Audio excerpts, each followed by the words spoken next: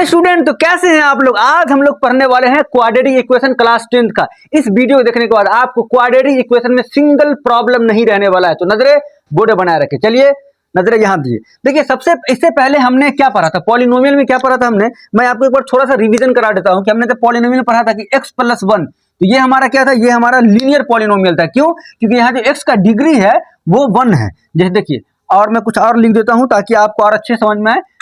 और मैं लिख देता हूं x² n + 3x + 5। तो ये हमारा क्या था, ये हमारा क्वाड्रेटिक पॉलिनोमियल था, क्योंकि इसमें इक्वल टू 0 है नहीं। फिर हमने क्या पढ़ा था कि x³ + 3x² + 5x और +2। तो ये हमारा क्या था, क्यूबिक पॉलिनोमियल है। देखिए इसमें जो x वाला पार्ट है ना, देखिए x वाला जो पार्ट है ये क्या है, वेरिएबल है। और ये क्या है, 1 जो क्या है वो कांस्टेंट वाला पार्ट है। ये क्या है, कांस्टेंट है 1। अगर आप ध्यान से देखें तो ये x का जो इसमें जो डिग्री क्या होता है, डिग्री क्या कहलाता है आप ये बताएं। डिग्री हमारा होता है मैक्सिमम पावर ऑफ वेरिएबल। तो यहाँ क्या है, 1 है। अगर यहाँ चाहे तो x⁻0 दे सकते, तो यहाँ 0 है, वेरिएबल्स का पावर यहाँ 1 है। तो बड़ा कौन है, 1। तो यह हमारा क्या हो जाएगा, इसका डिग्री 1 हो जाएगा। फिर यहाँ देखें तो यहाँ 1 हो जाएगा। अगर चाहे तो x⁻0 दे सकते हैं। अच्छा, मैंने x⁻0 क्यों देता हूँ कि x⁻0 बराबर होता है 1। तो इसको हम लिख नहीं सकते हैं 1 × 1, तो 1⁻0। तो अगर आप यहाँ ध्यान से अगर देखते हैं तो x⁻, यहाँ 1 है, यहाँ 0 है, तो इसका डिग्री क्या हो जाएगा 1, क्योंकि मैक्सिमम डिग्री क्या होता है ना, मैक्सिमम पावर होता है, मैक्सिमम पावर ऑफ वेरिएबल। ये हमारा क्या है, ये हमारा डिग्री कहलाएगा। तो यहाँ डिग्री क्या है, 2 है, यहाँ डिग्री क्या है, 3 है। तो इस चैप्टर में बेसिकली हम लोग किसका, देखिए इसको आपने 9th में जरूर पढ़ा होगा, लीनियर इक्वेशन कहलाता है या लीनियर पॉलिनोमियल कहलाता है। तो हमें इसमें बेसिकली क्वाड्रेटिक, ये तो पॉलिनोमियल है ना, अब हम इसे इक्वल टू 0 का अगर इक्वेट कर दें तो ये हमारा क्या हो जाएगा, ये हमारा क्वाड्रेटिक इक्वेशन हो जाएगा। तो इस चैप्टर में हम लोग इसके बारे में पढ़ने वाले हैं। चलिए यहां से हम लोग ध्यान देते हैं कि अब हमें क्वाड्रेटिक इक्वेशन पढ़ना है। क्या पढ़ना है, क्वाड्रेटिक इक्वेशन। तो ये हम एक बार इक्वेशन लिख देते हैं कि x² + 3x + 5। तो ये हमारा क्या है, 0, क्योंकि यहाँ जो मैक्सिमम पावर्स ऑफ वेरिएबल है वो क्या है, 2 है। तो 2 रहेगा तो क्या हो जाएगा, वो क्वाड्रेटिक पॉलिनोमियल होगा। और हमने इक्वल टू 0 कर दिया तो ये हमारा क्वाड्रेटिक इक्वेशन हो गया। तो इस चैप्टर में हमें यही पढ़ना है, क्वाड्रेटिक इक्वेशन के बारे में। चलिए अब हम लोग देखते हैं इसे किस फॉर्म में लिखा जाता है और कैसे हम लोग लिखेंगे। तो चलिए इसका जो जनरल फॉर्म होता है वो मैं आपको एक बार बता दे रहा हूं कि जनरल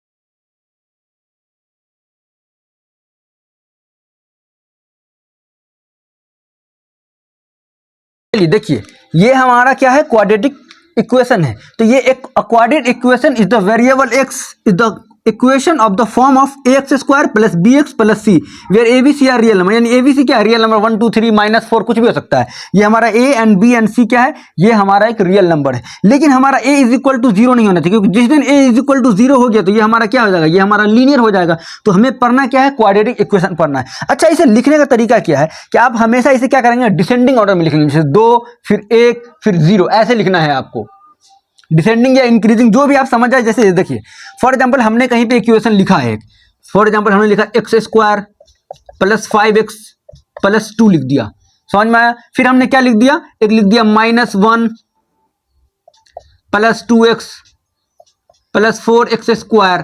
फिर हमने इक्वेशन, चलिए मैं इसी को सॉल्व कर देता हूं। देखिए सबसे पहले क्या करना है आपको, डिग्री के बेसिस पे 2 के बाद 1 आएगा, 1 के बाद फिर 0 आएगा। देखिए यहाँ 2 था, यहाँ क्या है 1 है, और यहाँ कुछ नहीं। इसका मतलब क्या है, x⁻0, यानी वेरिएबल्स का पावर क्या है, यहाँ पे 0 है, डिग्री 0 है। तो यहाँ देखें तो यहाँ 2 है, यहाँ 1 है, और यहाँ क्या है 0। तो ये हमारा सही फॉर्म में लिखा हुआ है। लेकिन आप यहाँ ध्यान दें तो यहाँ 0 पहले आ गया है, 1 उसके बाद आ गया, और 2 उसके बाद चला गया। तो हम लोग इसको अगर लिखना होगा स्टैंडर्ड फॉर्म में तो क्या लिखेंगे, लिखेंगे 4x² + 2x -1। क्यों, क्योंकि डिग्री 2 हो गया, फिर ये क्या हो जाएगा 1, फिर यहाँ क्या है 0। तो इस फॉर्म में लिखना है आपको कि 2 के बाद 1 आएगा, 1 के बाद 0 आएगा। यानी क्या कर रहा है, वो धीरे धीरे डिक्रीज कर रहा है, इस तरह लिखना है। चलिए मैं कुछ और एग्जांपल लेके दिखाता हूं कि अगर मेरा लिखा हुआ है -x², नहीं सॉरी, -1 + 3x² and 2x। तो ये क्या सही फॉर्म में लिखा हुआ, देखिए ये हमारा क्वाड्रेटिक इक्वेशन है, ये हमारा क्वाड्रेटिक इक्वेशन है, लेकिन हमें इस वाले फॉर्म में लिखना है कि 2 के बाद क्या आना चाहिए 1, 1 के बाद क्या आना चाहिए 0। तो हम कैसे करेंगे, तो हम लोग इसको लिखेंगे क्या, पहले लिखेंगे 2 वाले को 3x², उसके बाद क्या 1 वाले को प्लस 2x और प्लस या उसके बाद क्या लिखेंगे 0 डिग्री वाले को यानी कि -1, क्या लिखेंगे -1। तो ये हमारा स्टैंडर्ड फॉर्म हुआ। तो स्टैंडर्ड फॉर्म में जब भी आपको लिखना हो, स्टैंडर्ड फॉर्म में अगर आपको क्वाड्रेटिक इक्वेशन लिखना हो, ध्यान रहे कि पहले वेरिएबल 2 डिग्री वाले आएंगे, फिर 1 डिग्री वाले और प्लस फिर c(x⁻0), ये इक्वेशन फॉर्म होता है, ये general form of quadratic equation है। इस तरह ही आपको लिखना है, ऐसा ना हो कि कहीं -x², इस तरह नहीं लिखना है कि -1 + 2x + 4x²। ये भी हमारा क्वाड्रेटिक पॉलिनोमियल है, लेकिन हमें हमेशा इस वाले फॉर्म में लिखना है, डिक्रीजिंग ऑर्डर में 2 के बाद 1 होगा, फिर 1 के बाद 0 होगा, इस तरह हमें लिखना है। तो ये हमारा क्वाड्रेटिक पॉलिनोमियल है। देखिए आप देखेंगे कि हम लोग किसी भी क्वाड्रेटिक इक्वेशन को बिना देखे हुए, यानी केवल देख के नहीं बता सकते कि वो हमारा क्वाड्रेटिक इक्वेशन होगा कि नहीं होगा। वो क्यों, मैं अभी आपको बताता हूं। चलो इसे नोट कर लीजिए आप थोड़ा, और मैं आपको कुछ बता रहा हूं। देखिए अब हम लोग कैसे डिसाइड करेंगे वो हमारा क्वाड्रेटिक इक्वेशन है। We need to simplify. सबसे पहले हमें सिंप्लीफाई करने के बाद ही डिसाइड करेंगे कि वो क्वाड्रेटिक इक्वेशन है कि नहीं। आप केवल देख के मत बताना, आप केवल देख के मत बताइए। जैसे फॉर एग्जांपल मैं आपको इक्वेशन दे रहा हूं कि फॉर एग्जांपल हमने ले लिया x + 2 का होल क्यूब बराबर x³ और -8 ले लिया, तो आप समझेंगे कि यार यहाँ पे तो x³ है, इसका मतलब ये quadratic polynomial, sorry cubic polynomial होगा, क्यूबिक इक्वेशन होगा। तो हम लोग बोलेंगे ये हमारा क्वाड्रेटिक इक्वेशन नहीं, हमें सबसे पहले सॉल्व करना पड़ेगा। तो इसे हम लोग सॉल्व कर लेते। कैसे करेंगे सॉल्व, तो देखिए a + b का होल क्यूब होता क्या है, तो a³ होता है, यहाँ मैं लिख देता हूं कि a + b का होल क्यूब जो होता है वो क्या होता है, वो होता है a³ + b³ + 3a² b + 3b² ये आपको याद रखना है। तो यहीं पे वो सिंप्लीफाई कर दिए, x³ हो जाएगा प्लस b का क्यूब यानी 2 का क्यूब क्या हो जाएगा 8 प्लस 3a² यानी 3x² इंटू b यानी कि 2 प्लस 3 इंटू 2 का स्क्वायर यानी b² इंटू x बराबर x³ -8। समझ में आया। तो आपने देखा कि यहाँ हमारा x³ हुआ प्लस ये हो गया 8 और plus 3x², 3 × 2 = 6x² and plus 2 × 2 = 4, 3 × 12x बराबर x³ -8। अच्छा ध्यान दे, सबको इसको बराबर से पहले लेके चले आए। तो x³, अब ये बताएं, पहले ये वाले फॉर्म को लिखेंगे क्योंकि मैंने आपको बताया था 6x² एंड प्लस 12x, उसके बाद लिख देते हैं +8, और जब ये इधर आएगा तो -x³ हो जाएगा और ये +8 बराबर 0 हो जाएंगे। इसे हम लोग सॉल्व कर लेते हैं। तो हमारा x³ से -x³ खत्म हो गया। अब बचा मेरा क्या 6x² प्लस 12x और +8 और 8 16 बराबर 0। तो ये हमारा क्वाड्रेटिक इक्वेशन हुआ कि नहीं हुआ, बिल्कुल। तो हमें देखने में लग रहा था यार ये तो क्यूबिक है, लेकिन जैसे ही हमने सॉल्व किया तो हमारा क्या हुआ, एक क्वाड्रेटिक इक्वेशन हो गया। अच्छा ये आप चेक भी कर सकते हो, ये हमारा क्या इस वाले स्टैंडर्ड फॉर्म में लिखा हुआ है ax² plus bx plus c बराबर 0, बिल्कुल इसी फॉर्म में लिखा हुआ है। क्यों, पहले डिग्री 2 है, फिर 1 है, फिर 0। अब नजरे बोर्ड बनाए रखिए कि अब हम लोग इसी से रिलेटेड हम लोग कुछ क्वेश्चन सॉल्व कर दे जो हमारे साइज में दे रखे। इसी से रिलेटेड हम लोग क्या करते हैं, कुछ एक्सरसाइज के जो है क्वेश्चन को सॉल्व कर लेते हैं। कैसे सॉल्व करेंगे, ये देखिए ये हमारा x + 1 का होल स्क्वायर दे रखा है इज इक्वल टू 2x - 3। तो हम कैसे करेंगे, सबसे पहले a + b का होल स्क्वायर कर दीजिए, a² यानी x² प्लस 1 का स्क्वायर तो 1 ही रहेगा और प्लस 2ab यानी कि 2x × 1 बराबर। अब इसको अगर 2 से मल्टीप्लाई करें तो ये 2x हो जाएगा और -6। समझ में आया, बिल्कुल। तो अब हम लोग क्या कर लेते हैं, बराबर x² प्लस 2x प्लस 1 बराबर ये क्या हो जाएगा 2x - 6 बराबर, सॉरी अब क्या करें, सबको इक्वल टू से पहले लेके चले आए, x² प्लस 2x प्लस 1 और ये जब इधर आएगा तो क्या हो जाएगा -2x और प्लस 6 बराबर 0। समझ में आया कि नहीं, बिल्कुल। तो आप यहाँ से ध्यान दें तो ये वाला इससे कट गया, तो क्या हो गया x² और प्लस 7। तो ये हमारा क्वाड्रेटिक इक्वेशन है कि नहीं, बिल्कुल है। अगर आपको लगता हो यार ये तो ax² plus bx plus c के फॉर्म में नहीं है, तो देखिए अब इसको ऐसे लिख सकते हैं क्या, x² प्लस 0 × x प्लस 7 बराबर 0, बिल्कुल लिख सकते हैं। तो ये हमारा स्टैंडर्ड फॉर्म नहीं हो गया, ax² plus bx plus c के फॉर्म में हुआ कि नहीं हुआ। तो ये हमारा क्या है, क्वाड्रेटिक इक्वेशन है। तो लिखेंगे yes it is a quadratic equation, यहाँ लिख देते हैं यस ये हमारा क्वाड्रेटिक इक्वेशन है। अब सेकेंड वाले को सॉल्व कर लीजिए उसी तरीका से। ये क्या हो जाएगा, एक्स स्क्वायर माइनस 2x बराबर, अब देखिए -2 से दोनों में मल्टीप्लाई कीजिए, -2 इंटू 3 -6 और माइनस माइनस प्लस 2x हो जाएगा। अब क्या कीजिए, इक्वल टू से सबको एक तरफ कर लीजिए, तो एक्स स्क्वायर माइनस 2x और ये आएगा तो ये +6 हो गया और ये -2x इज इक्वल टू 0 हो जाएंगे। फिर उसी तरीके से क्या कीजिए, एक्स स्क्वायर -2x और -2x क्या हो जाएगा, -4x + 6 बराबर क्या हो गया, 0। तो हमने क्या बोला था कि अगर आपको चेक करना है क्या कि ax square plus bx plus C के फॉर्म में है कि नहीं, तो बिल्कुल है। आपको लगता है यहाँ पे प्लस क्यों हो गया, तो चलिए इसको ऐसे नहीं लिख सकते हैं कि एक्स स्क्वायर प्लस और -4x और +6 बराबर 0। तो ये हमारा क्वाड्रेटिक इक्वेशन है, तो यानी कि ये भी हमारा क्वाड्रेटिक इक्वेशन है। अब मैं क्वेश्चन नंबर और भी सॉल्व कर देता हूँ ताकि आप कुछ मैं छोड़ भी दूंगा ताकि आप भी सॉल्व करें। तो चलिए और भी मैं कुछ इसमें से क्वेश्चन सॉल्व कर लेता हूँ जो लगता है कि मुझे थोड़ा डिफिकल्ट है, आप लोग को बनाने में थोड़ा मुश्किल हो सकता है। 3 में दे रखा है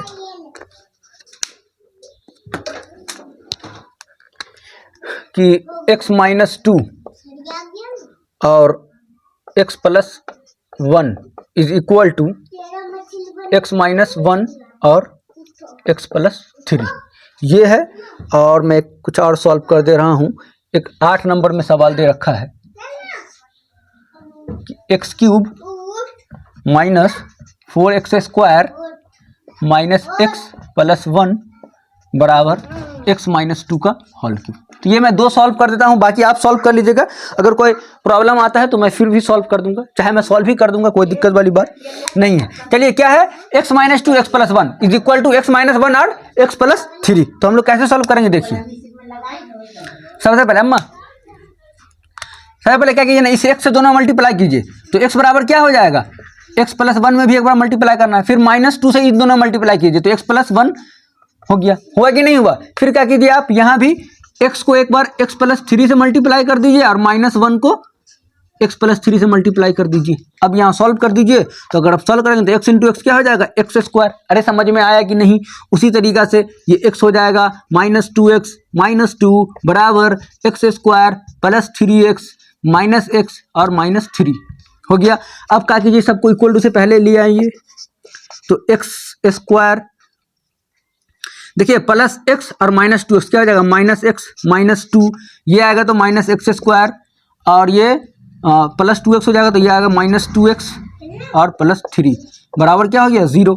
अब सॉल्व कर दे तो इससे ये कट गया, तो ये क्या हो गया, -x और -2x, तो ये हो जाएगा -3x और +1 बराबर 0। तो ये हमारा क्वाड्रेटिक इक्वेशन है नहीं, क्यों, क्योंकि ये हमारा ax स्क्वायर + bx + c के फॉर्म में नहीं है, तो ये हमारा क्वाड्रेटिक इक्वेशन नहीं होगा। समझ में आया, ये हमारा क्वाड्रेटिक इक्वेशन नहीं है। तो आपने देखा, उसी तरीका से हम क्या कर लेते हैं, आपको इस बार ये भी सॉल्व कर दिखा दे रहे हैं। इसके बाद जो भी क्वेश्चन है वो आप खुद सॉल्व कर लीजिएगा।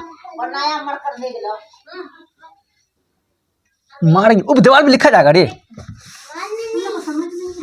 अरे ये सब बता ही सब है, वीडियो के समय ही खेलना होना शुरू हो जाता है। चलिए तो इस वाले सवाल को मैं थोड़ा यहाँ पे लिख देता हूँ कि x³ - 4x² - x + 1 बराबर x - 2 का होल क्यूब।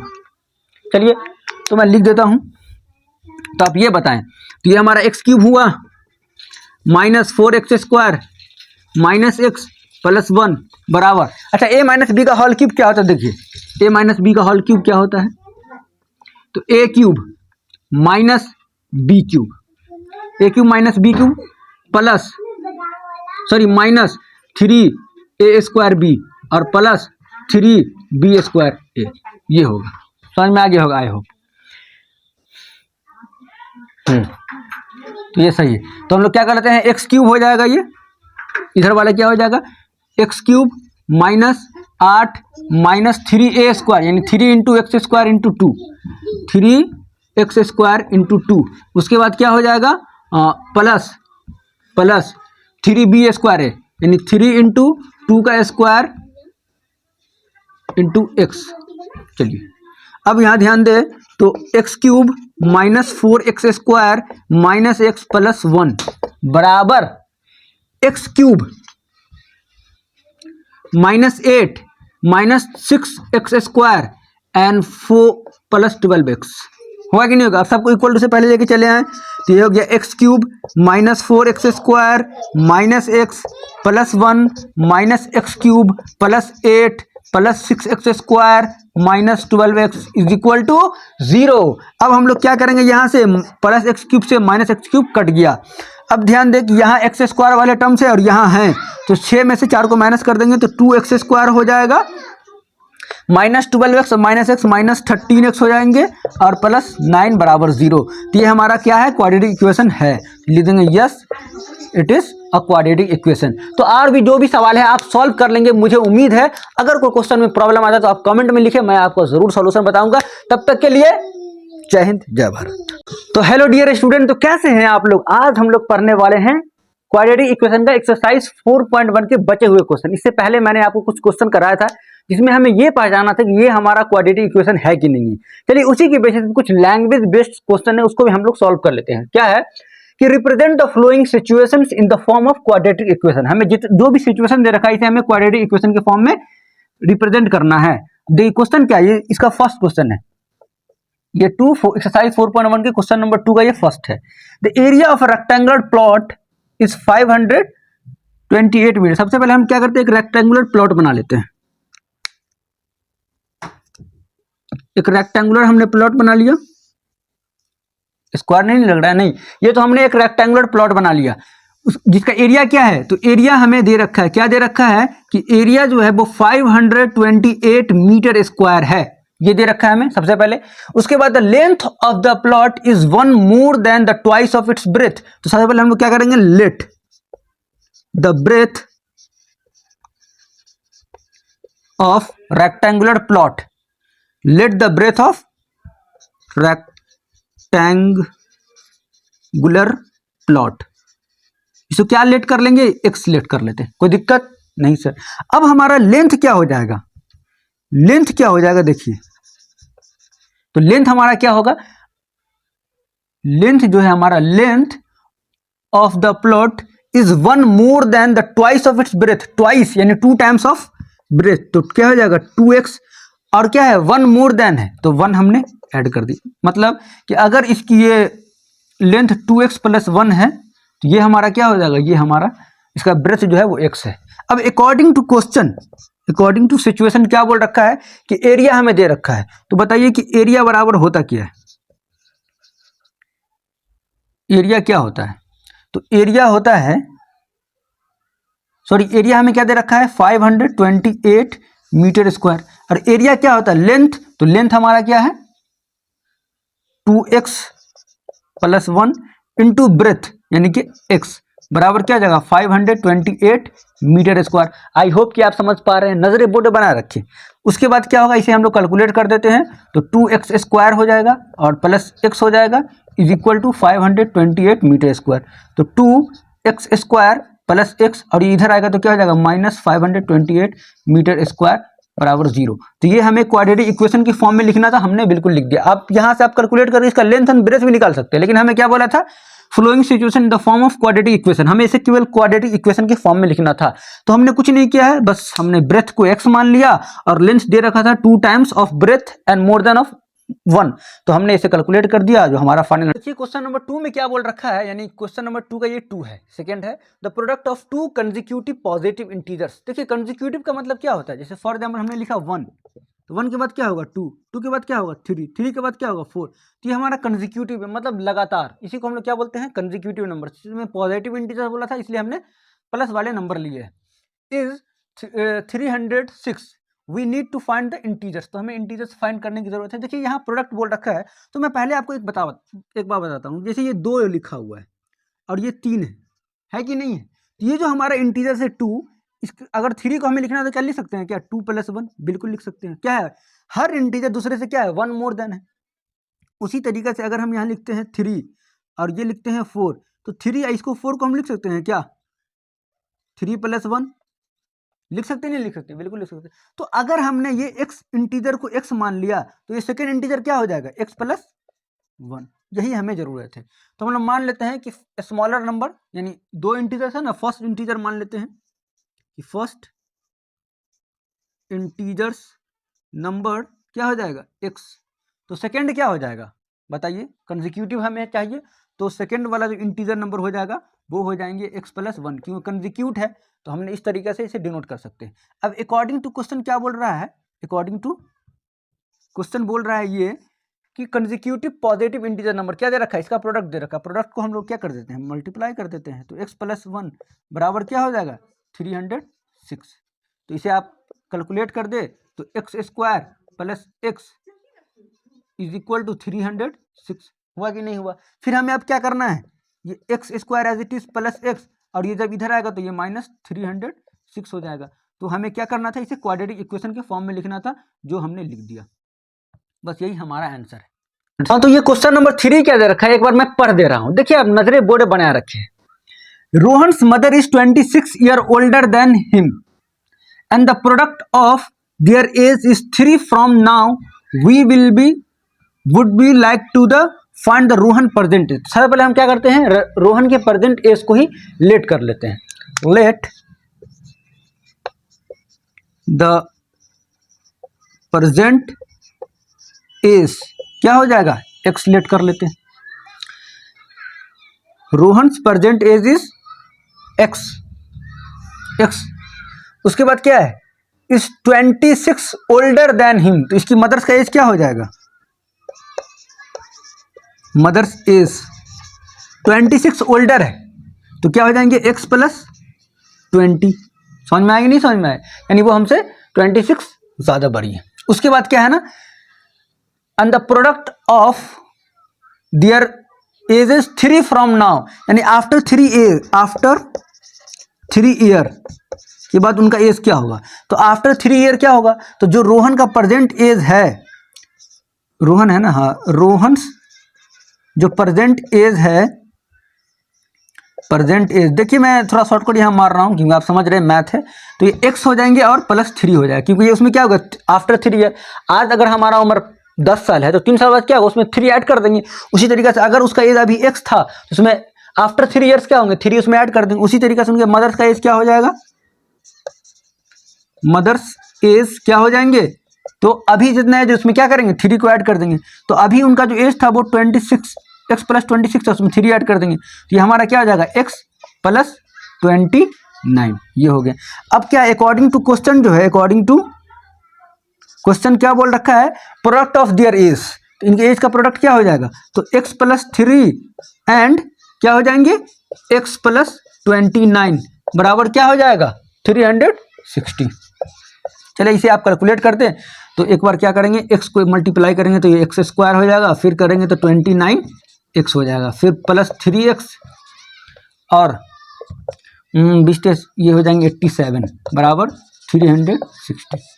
यहाँ से थोड़ा आप कैलकुलेट कर लीजिए, यहाँ मैं कर दे रहा हूँ कि ये x² हो जाएगा, इम्प्लाइज देना ना भूलें, प्लस 29 और 3 32x प्लस 360 में से 87 को माइनस कर दीजिए, तो ये हो जाएगा 3, ये हो जाएगा 7 2, तो ये हो जाएगा -273 बराबर 0। तो ये हमारा क्वाड्रेटिक इक्वेशन हो गया। क्यों, क्योंकि ये हमारा x² + bx + c के फॉर्म में है। तो आपने देख लिया किस तरीके से हमने इसे कैलकुलेट कर लिया, और लास्ट में हमें क्या रिप्रेजेंट करना था, ये हमारा क्वाड्रेटिक इक्वेशन के फॉर्म में है कि बिल्कुल ये हमारा एक क्वाड्रेटिक इक्वेशन के फॉर्म में। कुछ नहीं करना है, आप रोहन के प्रेजेंट एज को x लेट कर लीजिए, उसके मदर्स को x+26 हो जाए, क्योंकि वो 26 ओल्डर देन है, 26 ईयर, एंड आफ्टर 3 ईयर्स क्या हो जाएंगे, उनके एज में 3 को ऐड कर दीजिए, और फिर हम लोग कैलकुलेट कर देंगे।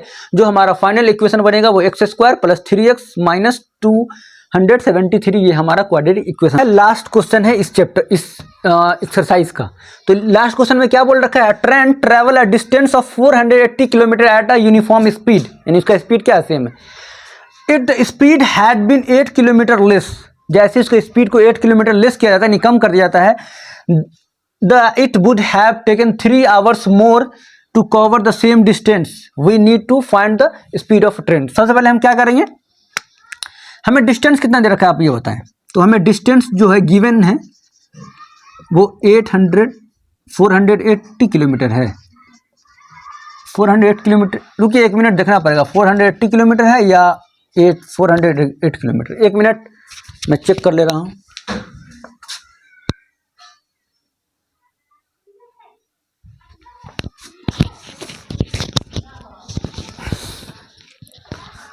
तो चलिए हमारा जो डिस्टेंस है ना वो बिल्कुल सेम है, यही है 480 किलोमीटर। तो आप ये बताएं कि आपने फॉर्मूला एक पढ़ा होगा कि स्पीड बराबर क्या होता है, डिस्टेंस अपॉन टाइम, होता है कि नहीं होता है। तो अगर हम लोग स्पीड को x लेट कर लेते हैं, x इज इक्वल टू, तो डिस्टेंस क्या है हमारा 480 किलोमीटर अपॉन टाइम को t1 कर देते हैं, तो t1 बराबर क्या हो जाएगा 480 किलोमीटर अपॉन में x, इसे हम इक्वेशन 1 कर लिए। ये हमारा फर्स्ट सिचुएशन के अकॉर्डिंग है। एंड सेकेंड में क्या है कि हमारा डिस्टेंस सेम रहता है, यानी जो हमारा डिस्टेंस है, डिस्टेंस हमारा इसमें भी क्या रहेगा 480 किलोमीटर ही है, बट जो हमारा टाइम है वो 3 आवर क्या जाएगा, लेस जाएगा। तो हमने टाइम को क्या माना है, 1 minute. A train travel a distance of 480 kilometre at a uniform speed if the speed had been 8 kilometre less. हाँ, स्पीड हमारा क्या हमने लेट किया था x, तो अब स्पीड, तो अब सेकेंड सिचुएशन के अकॉर्डिंग क्या हो जाएगा मेरा 3 आवर्स मोर, यानी जैसे ही हमने स्पीड को कम कर दिया तो हमें 480 किलोमीटर डिस्टेंस ट्रैवल करने में हमें 3 घंटा ज़्यादा लगता है। तो अब इसके अकॉर्डिंग देखें तो इसके अकॉर्डिंग स्पीड बराबर क्या हो जाएगा, डिस्टेंस यानी 480 किलोमीटर अपॉन में क्या हो जाएंगे टाइम। तो यहाँ पे स्पीड क्या हो जाएगा, पहले स्पीड क्या था x था, अब 8 किलोमीटर पर आवर क्या हो गया, लेस हो गया। देखिए 8 किलोमीटर पर आवर क्या है, लेस हो गया, तो इसमें मैं माइनस कर देता हूँ, 8 is equal to 480 upon T2 कर देते हैं। तो यहाँ से अगर T2 फाइंड कर ले तो ये 480 अपॉन में क्या हो जाएगा x माइनस 8, ये अकॉर्डिंग ये इक्वेशन 2 हो गया। अब हम लोग क्या करेंगे ना, देखिए यहाँ से आप पढ़िए, it would have 3 hours more to cover same distance, हमें 3 घंटा ज़्यादा लगता है सेम डिस्टेंस को कवर करने में। तो देखिए इसके अकॉर्डिंग टू क्वेश्चन क्या हो जाएगा, अकॉर्डिंग टू क्वेश्चन क्या होगा कि 480 किलोमीटर था पहले अपॉन x बराबर क्या 480 अपॉन x माइनस 8। अब प्रॉब्लम यह है कि 3 को किधर जोड़ेंगे, तो अब बताइए हमें लग किधर रहा है, जैसे इतना डिस्टेंस ट्रैवल करने में जो हमारा स्पीड कम हुआ 3 आवर्स क्या होंगे मोर हो गए, तो इधर को 3 ऐड कर देंगे। अब यहाँ से आप कैलकुलेट कर लीजिएगा, तो 480 upon x minus 480 upon x minus 8 बराबर क्या हो जाएगा -3। आप यहाँ से कैलकुलेट कर लेंगे तो x इंटू एक्स माइनस 8 हमारा एलसीएम हो जाएगा। तो 400x माइनस, जब उसको मल्टीप्लाई, चाहे मैं कुछ लिख दे रहा हूँ आप खुद से यहाँ पे कर लीजिएगा। देखिए इसका एलसीएम क्या होगा, x इंटू एक्स माइनस 8, और जब x कट जाएगा तो ये क्या हो जाएगा 480 माइनस x माइनस 8 और माइनस 480x बराबर -3। तो आप देख रहे हैं कि 480x माइनस 0, 88 64 के 4 हाथ में रहा 6, 8 चौके 32 और 6 38 माइनस 480x, और ये क्रॉस मल्टीप्लिकेशन हो जाएगा तो ये -3x इंटू एक्स माइनस 8 हो जाएंगे। जब इसे आप कैलकुलेट करेंगे तो इससे ये कट जाएगा, तो -3 ये हो गया बराबर -3x स्क्वायर और माइनस माइनस प्लस 24x। जब इसे आप फाइनल कैलकुलेट करेंगे तो ये जो हमारा आएगा वो आएगा 3x स्क्वायर माइनस 24x और -3840 बराबर 0। तो ये हमारा फाइनल क्वाड्रेटिक इक्वेशन हो गया। तो हमने एक्सरसाइज 4.1 के सभी क्वेश्चन को हमने कर लिया है। इससे पहले जो हम पढ़ा उसमें कुछ क्वेश्चन बाकी रह गए तो उसे भी मैं अभी सॉल्व कर ही दे रहा हूँ, शायद आप लोग से नहीं बना होगा। हेलो डियर स्टूडेंट, तो कैसे हैं आप लोग। आज हम लोग पढ़ने वाले हैं क्वाड्रेटिक इक्वेशन का एक्सरसाइज 4.2। इसमें आपको एक भी प्रॉब्लम नहीं रहने वाला है इस वीडियो को देखने के बाद। अगर आपको इस वीडियो में प्रॉब्लम आ रहा है इसका मतलब यह है कि आप वीडियो को सही से नहीं देख रहे हैं, क्योंकि मैं बहुत ही बेसिक से आपको समझाता हूं। चलिए नजरें बोर्ड बना रखिए। पहले क्या करना है, हमें एक्सरसाइज 4.2 में दे रखा है find the roots of the following quadratic equation by the factorization method से हमें इसे सॉल्व करना है। तो कैसे करेंगे, चलिए हम लोग फर्स्ट क्वेश्चन को देखते हैं कैसे हम लोग सॉल्व करेंगे। ये देखिए ये जो हमारा एक्स स्क्वायर है माइनस 3x एंड माइनस 10 बराबर 0 हमें दे रखा है।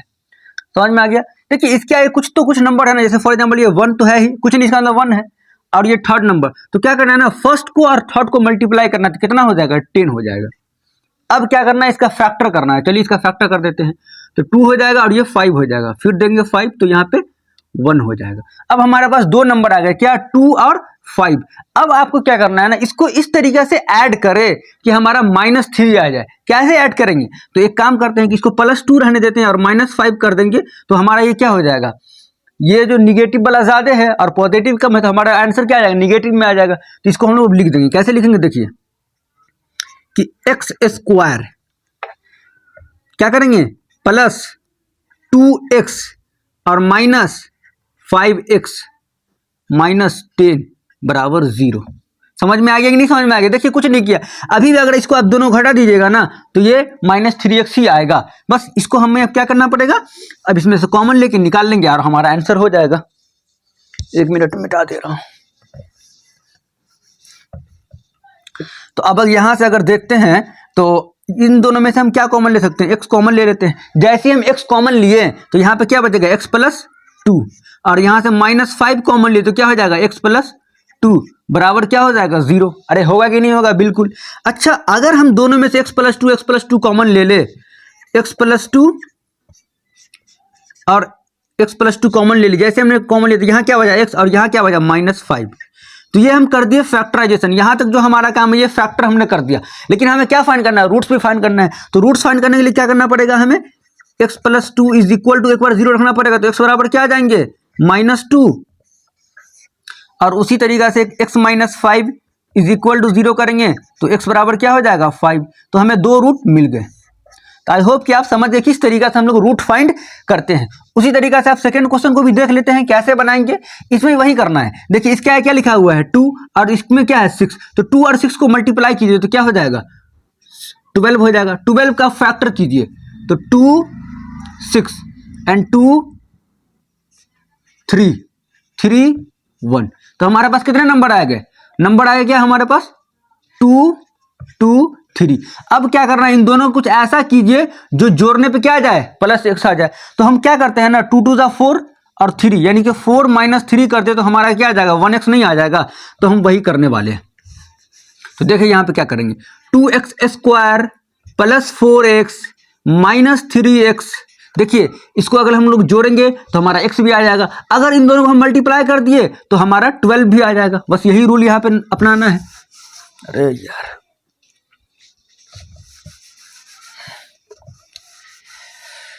तो यहां से आप ध्यान दें बराबर 0 होगी, सॉरी, तो ये -6 बराबर क्या हो जाएगा 0। फिर हम लोग क्या करेंगे यहां से 2x को कॉमन ले लेंगे। जैसे ही हमने 2x यहां से कॉमन लिया तो यहां पे क्या आ जाएगा x, यहां पे क्या आ जाएगा x और +2। फिर यहां से -3 कॉमन ले लेंगे तो यहां क्या बचेगा x और यहां क्या बचेगा +2 बराबर 0। अरे समझ में आया कि नहीं समझ में आया, बिल्कुल क्यों नहीं समझ में आएगा। फिर अगर हम दोनों में से x +2 और x +2 कॉमन ले लेते हैं तो x +2 हमने कॉमन ले लिया तो यहाँ क्या बचा 2x और यहाँ क्या बचा -3 बराबर 0। तो यहाँ तक हमने फैक्टराइजेशन का काम कर लिया। अब हमें क्या फाइंड करना है रूट। तो रूट फाइंड करने के लिए क्या करेंगे x +2 = एक बार 0 कर देंगे तो x बराबर क्या आ जाएगा -2। तो ये हमारा फर्स्ट रूट हो गया। उसी तरीके से अगर हमें करना हो 2x - 3 = 0 तो हमारा क्या हो जाएगा, तो यह हमारा हो जाएगा 2x = 3। तो x बराबर क्या हो जाएगा 3/2। तो ये हमारा सेकेंड रूट हो गया। ये हमारा क्या हो गया सेकेंड रूट हमने फाइंड करना है। वो क्या है देखिए आप ध्यान से कि √2x² + 7x 5√2। बस वही करना है कि a और c को मल्टीप्लाई करते हैं, यानी फर्स्ट टर्म क्या है जो भी लिखा हुआ उसको थर्ड वाले से मल्टीप्लाई जब करेंगे तो यहाँ आप ध्यान दें अगर हम लोग 5√2 मल्टीप्लाई कर देते हैं √2 से तो ये क्या हो जाएगा 5√2 क्या होता है √4 और मल्टीप्लाई करेंगे तो केवल 2 आ जाएगा। तो ये हो जाएगा 10। अगर हम लोग यहाँ से 10 का फैक्टर कर देते 2 5 = 10। तो अब हमें क्या करना पड़ेगा, इस 7x को हम लोग 2x और इसके फॉर्म में लिख सकते हैं। तो लिखते हैं √2x² प्लस, अच्छा 7x को हम लोग क्या लिख सकते हैं, लिख नहीं सकते हैं 2x और प्लस 5x। अरे लिख सकते नहीं लिख सकते हैं, और प्लस 5√2 बराबर 0 दे रखा है। अरे नजरे बोर्ड बना रखे वरना कुछ चमकेगा भी नहीं आपके दिमाग में, पल्ले भी नहीं पड़ेगा भैया। हाँ, तो नजरिए बोर्ड बनाए रखिए। अब ध्यान दें, अच्छा ये जो √2x है इसको हम लोग क्या इस तरीके से नहीं लिख सकते हैं, √2x² प्लस √2 इंटू √2x, बिल्कुल लिख सकते हैं, क्योंकि √2 क्या होता है 4, और 4 का जो रूट निकालेंगे तो क्या हो जाएगा 2। उसी तरीके से मैं इसको थोड़ा मिटा दे रहा हूं, मैं इसको थोड़ा मिटा दे रहा हूं। जब इसको मैं मिटा दूंगा और उसी तरीके से अगर हम इसको इस तरह लिख दें कि √5 इंटू √5x प्लस 5 √2 बराबर 0। तो अगर यहाँ से अगर आप ध्यान से देखें तो यहाँ भी √2x है, यहाँ भी √2x है। हम लोग क्या करते हैं √2x कॉमन ले लेते हैं। जैसे ही लेंगे तो यहाँ क्या बचेगा x, और यहाँ क्या बचेगा, यहाँ बचेगा केवल √2। समझ में आया? अरे समझ में आया कि नहीं? यहाँ ध्यान दीजिए। फिर प्लस यहाँ से अगर हम √5 कॉमन ले ले तो यहाँ क्या बचेगा, देखिए √5 हमने कॉमन ले लिया। तो यहाँ से अगर हम 5 कॉमन ले लेते हैं, सॉरी यहाँ आपको कोई ज़रूरत नहीं लिखने का, यहाँ आपको ऐसे ही रहने दे। अच्छा हाँ चलिए, यहाँ से हम अगर 5 कॉमन ले लेते हैं तो यहाँ क्या बचेगा √5। अगर हम यहाँ से इसको आप ऐसे ही लिखने दें, इसमें कोई दिक्कत वाली बात नहीं है। चलिए, साला ये बोर्ड खराब हो गया है। देखिए इस 5x प्लस 5 √2 है ना, इसको एज इट इज ऐसे ही रहने दीजिए। यहाँ से हम 5 कॉमन ले लेते, क्या बचेगा x प्लस √2 बराबर 0। समझ में आया नहीं समझ में आया? अब क्या करेंगे, यहाँ से हम x प्लस √2 को कॉमन ले लेंगे, तो यहाँ क्या बचेगा √2x plus 5 is equal to 0। तो ये हमारा यहाँ तक फैक्टर हो गया। अब हमें क्या निकालना है, रूट निकालना है, तो क्या करेंगे x plus √2 is equal to 0। तो x बराबर क्या हो जाएगा -√2। उसी तरीके से अगर यहाँ क्वालिफाई कर ले इसको, सॉरी फाइंड कर ले, तो 2x plus 5 is equal to क्या हो जाएंगे 0। तो x बराबर क्या हो जाएगा -5 अपॉन में √2। तो ये हमारा 2 आंसर हो गया जो हमने रूट फाइंड कर लिया। उसी तरीके से अब थर्ड वाले को भी सॉल्व कर लिए। थर्ड वाले को सॉल्व करने से पहले हम लोग क्या करना पड़ेगा, इसे a² plus bx plus c के फॉर्म में लिखना पड़ेगा। तो हम लोग पहले क्या करते हैं, इसका एलसीएम ले लेते हैं। चलिए यहाँ तो हो ही जाएगा, एलसीएम लेंगे तो क्या हो जाएगा 8, तो ये हो जाएगा 16x² and minus 8x plus 1 is equal to 0। जब इसे क्रॉस मल्टीप्लीकेशन करेंगे तो ये हो जाएगा 16x² minus 8x plus 1 is equal to 0। समझ में आया कि नहीं समझ में आया? बिल्कुल। अब क्या करेंगे हम लोग, इस 16x² और 1 का जब फैक्टर करेंगे 16 का, तो क्या करेंगे, देखिए 4 × 4 और दोनों को ऐड करेंगे तो -8x भी आ सकता है। तो 16x² and minus 4x minus 4x plus 1 is equal to 0। समझ में आया कि नहीं समझ में आया? अब यहाँ से अगर हम 4x कॉमन ले लेते हैं तो यहाँ बच जाएगा 4x माइनस 1, और यहाँ से अगर -1 कॉमन ले ले तो 4x माइनस 1 बराबर क्या हो जाएगा 0। इस वाले को मैं थोड़ा मिटा दे रहा हूँ, तो मिटा देते हैं। अब यहाँ से अगर हम 4x माइनस 1 कॉमन ले ले तो यहाँ क्या बचेगा 4x, और यहाँ क्या बचेगा -1 बराबर 0। अरे चमका कि नहीं चमका? तो अगर यहाँ से हम ये फैक्टर कर दिए तो अब हम रूट निकाल नहीं सकते, बिल्कुल। 4x minus 1 is equal to 0, तो x बराबर क्या हो जाएगा 1/4, 1/4, क्योंकि दोनों का रूट क्या है सेम है। तो ये रहा क्वेश्चन नंबर 4। क्वेश्चन नंबर जो 5 है वो भी सॉल्व कर लेते हैं। कैसे करेंगे, देखिए कुछ नहीं करना है, बस ये जो 100 × 1 करेंगे तो क्या आ जाएगा 100 आ जाएगा। फिर 100 को हम लोग फैक्टर करेंगे तो क्या हो जाएगा 10 × 10, दोनों को ऐड करेंगे -20 भी आ जाएगा। क्या हो जाएगा 100x² माइनस 10x और minus 10x plus 1 is equal to 0। यहाँ तक आई होप कि आप समझ गए होंगे। देखिए हमें मल्टीप्लाई करने के बाद 100x² आना चाहिए था और जोड़ने के बाद -20 आना चाहिए, तो बिल्कुल आ गया। अब यहाँ से अगर हम 100x कॉमन ले लेते, सॉरी 10x कॉमन ले लेते हैं तो यहाँ क्या बचेगा 10x माइनस 1, और यहाँ अगर -1 कॉमन ले ले तो 10x, और ये भी हो जाएगा -1। अरे चमका कि नहीं चमका? बिल्कुल। अबे हाँ ना बोला कर। तो उसी तरीके से अगर हमने 10x कॉमन ले लिया, 10x माइनस 1 अगर कॉमन ले लिया तो यहाँ क्या बचेगा 10x minus 1 is equal to 0। अब ये हो गया हमारा फैक्टर। अब हमें क्या फाइंड करना है, रूट फाइंड करना है। तो जैसे ही हम लोग रूट फाइंड करना होगा तो कैसे करेंगे, 10x minus 1 is equal to 0। तो x बराबर हो जाएगा 1/10, दोनों सेम ही है तो ये 1/10 हो जाएगा। तो ये हमने एक्सरसाइज 4.1 के क्वेश्चन कर लिए। 4.2 का जो क्वेश्चन नंबर 2 इसमें solve the problems of given example 1। उस एग्जाम्पल 1 में ये दे रखा है क्वेश्चन कि क्या है, मैं एक बार पढ़ दे रहा हूं कि John and Jeevanti together have 45 marbles. देखिए जॉन नाम का कोई लड़का है और एक साथ में उसकी गर्लफ्रेंड है जीवंती। दोनों का जो मार्बल है वो टोटल कितना है, 45 मार्बल्स है। तो अगर मान लेते हैं कि जॉन के पास x है तो जीवंती के पास क्या हो जाएगा, यहाँ से हम लोग फाइंड कर लेंगे क्या, जीवंती के पास 45 और ये प्लस इधर जाएगा तो ये माइनस x हो जाएंगे। तो ये जीवंती के पास है और ये उसके पास है। समझ में आ गया। And both of them lost 5 marbles. तो पहले हम लोग क्या लिखते हैं, लेट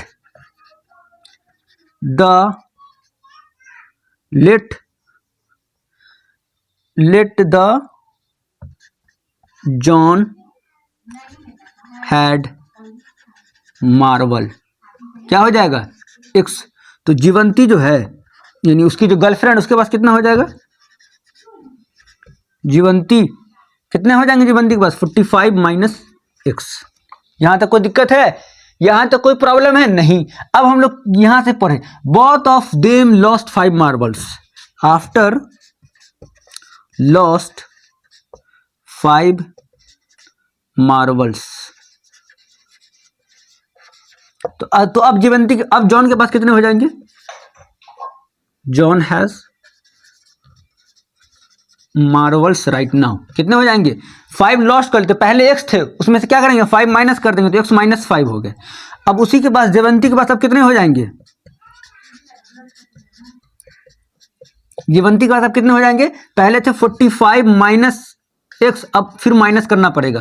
तो ये जो हमारा हो जाएगा वो हो जाएगा 40 माइनस x।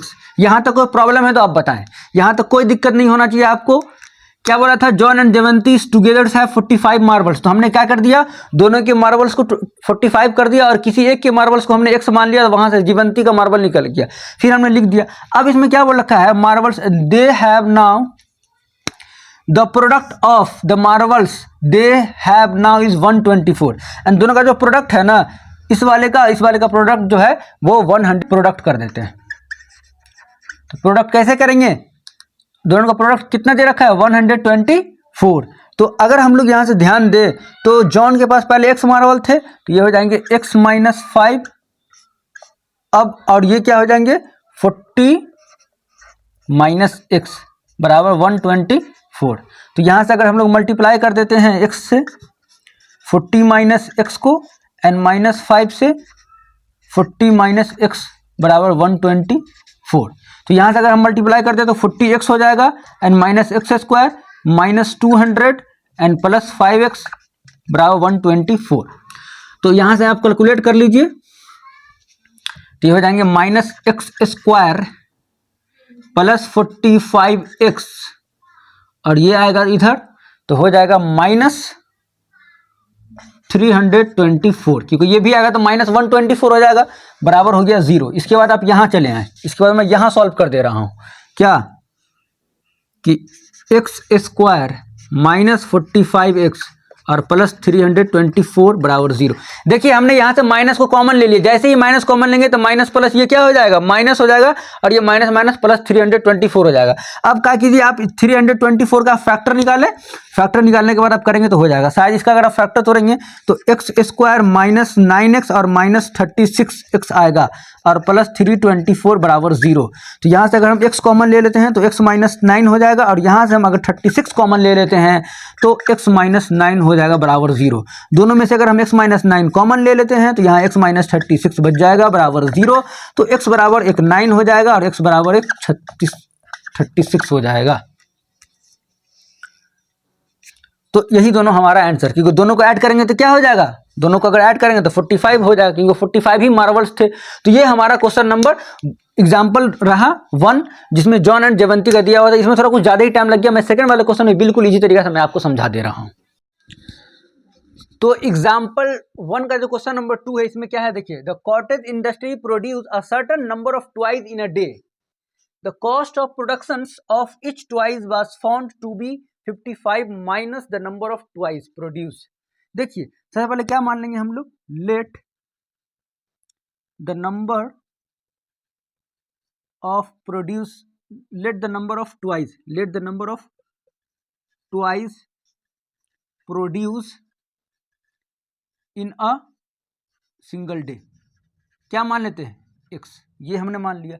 उसके बाद क्या दे रखा है, देखिए the cost productions of each twice बाज, तो कॉस्ट प्रोडक्शन क्या हो जाएगा इसका,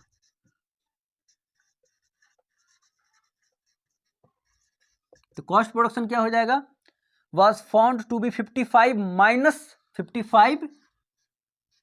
minus the number of twice produced in a day, तो नंबर ऑफ ट्वाइस कितने प्रोड्यूस कर रहे हैं x, तो ये हो जाएगा उसका cost production on a particular day. And the total cost of production, तो टोटल कॉस्ट ऑफ प्रोडक्शन क्या हो जाएंगे, टोटल कॉस्ट ऑफ प्रोडक्शन। देखिए टोटल कॉस्ट ऑफ प्रोडक्शन कैसे निकालेंगे, एक दिन में कितने निकाले जाते, कितने बनाए जाते हैं ट्वाइस एक्स, और कॉस्ट प्रोडक्शन क्या है उसका 55 माइनस एक्स, दोनों को मल्टीप्लाई कर देंगे, टोटल प्रोडक्शन ऑफ कॉस्ट निकल जाएगा। तो ये क्या आ जाएगा x into 55 minus x.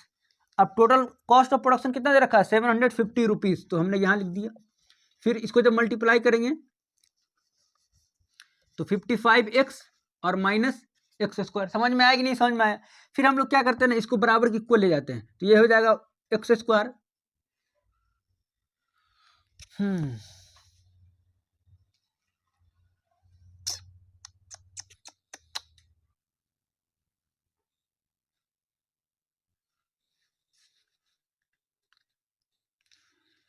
X square, देखिए एक्स स्क्वायर हो जाएगा और माइनस 55x, और ये हो जाएंगे प्लस 720, समझ में आया।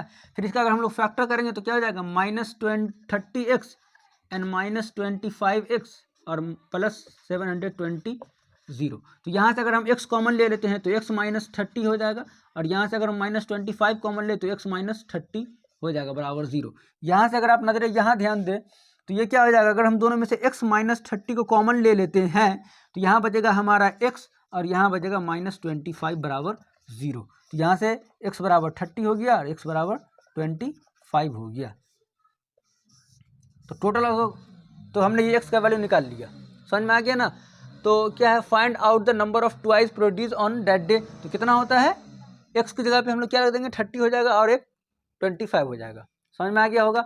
अब हम लोग क्वेश्चन नंबर 2 को देख लेते हैं। क्वेश्चन नंबर 3 में क्या दे रखा है आप ध्यान से देखेंगे, find two numbers whose sum is 27 and the product is 182। तो क्या करेंगे, देखिए दो नंबर का सम क्या है 27 है, तो हम लोग मान लेते हैं कि फर्स्ट नंबर जो है, फर्स्ट नंबर को अगर हम लोग x मान लेते हैं तो सेकंड नंबर हमारा क्या हो जाएगा 27 माइनस एक्स। क्यों, क्योंकि दो नंबर का सम क्या है x। जैसे फॉर एग्जांपल हमें एक नंबर x है और दूसरा नंबर क्या गया प्लस 27 माइनस एक्स, तभी दोनों को ऐड करेंगे तो 27 आ जाएगा।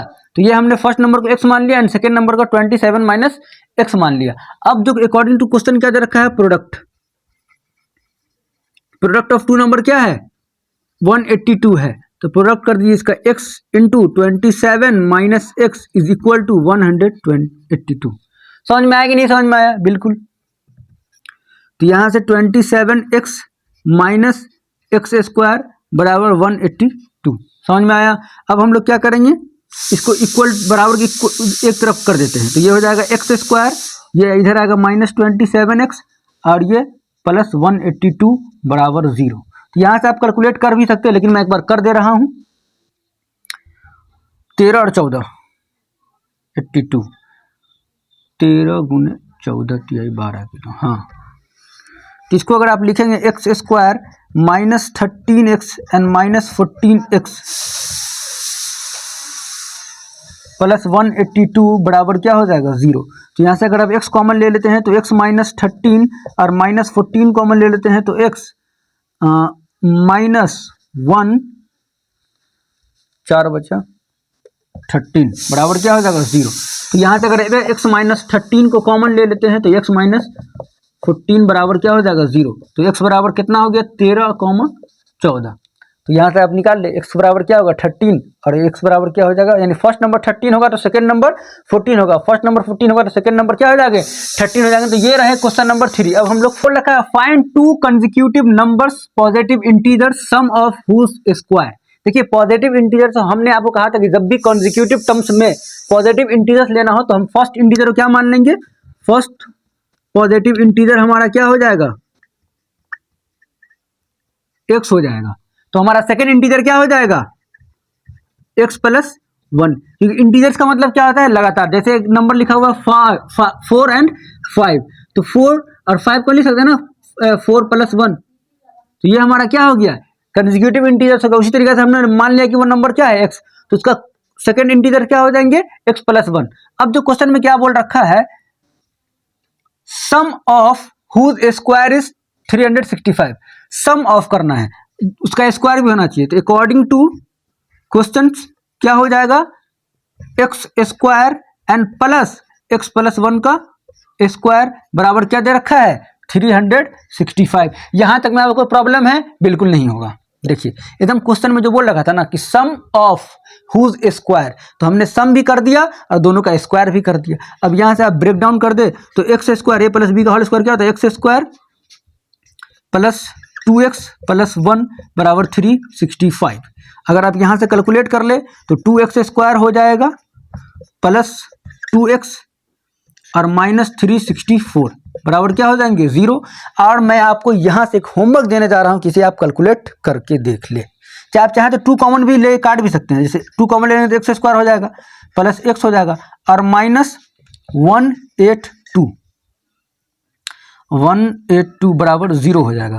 तो यहाँ से अगर आप निकालेंगे तो x square plus 14x minus 13x minus 182 बराबर क्या हो जाएगा 0 हो जाएगा। उसी तरीका से अगर आप यहाँ से निकालना चाहे तो x का वैल्यू तो क्या हो जाएगा x प्लस 14 और यहाँ से माइनस 13 कॉमन ले लेते हैं तो यहाँ हो जाएगा x प्लस 14 बराबर 0।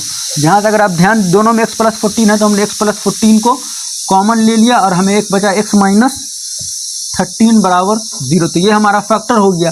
अब हमारा एक वैल्यू होगा x बराबर माइनस 14 और एक हो जाएगा x बराबर प्लस 13। तो हमें क्या लेना है निगेटिव इंटीजर तो लेना नहीं है, तो हमारा x का वैल्यू क्या हो जाएगा 13। तो हमारा जो फर्स्ट इंटीजर होगा वो होगा 13 एंड सेकेंड इंटीजर क्या होगा 13 प्लस 1 बराबर 14। ये समझ में आ गया ना, x plus 14 is equal to 0 करते तो x बराबर क्या था minus 14, x minus 13 is equal to 0 तो x बराबर क्या होता है 13।